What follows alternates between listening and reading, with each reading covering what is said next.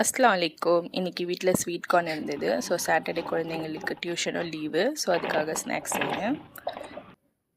அதுக்காக ஒரு கேரட்டு, 2 வெங்காயம், பச்சை மிளகாய், தக்காளி, அப்புறம் லேஸு. இந்த ப்ளூ கலர் லேஸ் தான் கொஞ்சம் ஸ்பைஸியாக இருக்கும். ஸோ அது எல்லாத்தையும் சாப் பண்ணி அதில் மிக்ஸ் பண்ணியாச்சு. நெக்ஸ்ட்டு தேவையான அளவு சில்லி பவுடர், சால்ட்டு, இதுக்கப்புறம் நல்லா மிக்ஸ் பண்ணிவிட்டு ஃப்ரெஷ் க்ரீம் ஆட் பண்ணணும்.